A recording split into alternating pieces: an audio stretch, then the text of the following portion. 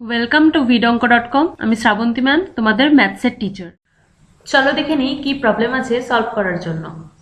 a minus two into x square plus 3x plus 5 equals to 0 সমীকরণটি a এর কোন মানের জন্য দ্বিঘাত সমীকরণ হবে না তা নির্ণয় করি।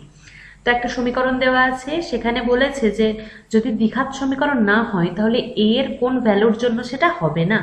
এবার দেখো, দ্বিঘাত সমীকরণ যদি না হয় তাহলে এক্স স্কোয়ারের টার্মটা থাকবে না, তাই তো? তার মানে ওটা 0 হয়ে যাবে।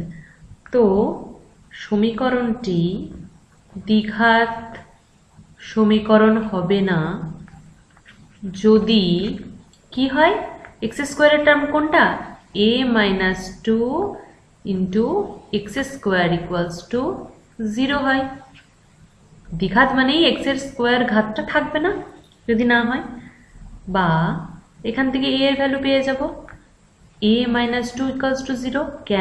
কেননা এক্স তো 0 হতে পারবে না, এক্স তো একটা চলরাশি, এক্স নট ইকুয়ালস টু 0। বা a ইকুয়ালস টু কত হবে, 2। এটা আমাদের আনসার। মানে a এর ভ্যালু যদি 2 হয়ে যায় তাহলে সমীকরণটা দ্বিঘাত সমীকরণ থাকবে না। দেখো এই সমীকরণটাতে যেটা আছে, যদি a ইকুয়ালস টু 2 বসাই তাহলে কি হবে, এটা 0 হয়ে যাচ্ছে। তো তাহলে এই টার্মটা যদি 0 হয়ে যায়, 3x প্লাস 5 পড়ে থাকছে, তাহলে ওটা দ্বিঘাত সমীকরণ নয়, একঘাত সমীকরণ হয়ে যাবে। তো এটাই জানতে চেয়েছে। ভিড অঙ্কের সাথে যুক্ত থাকার জন্য অনেক ধন্যবাদ। এই ধরনের প্রবলেমের সলিউশন পেতে অবশ্যই আমাদের ওয়েবসাইট ফলো করতে থাকুন।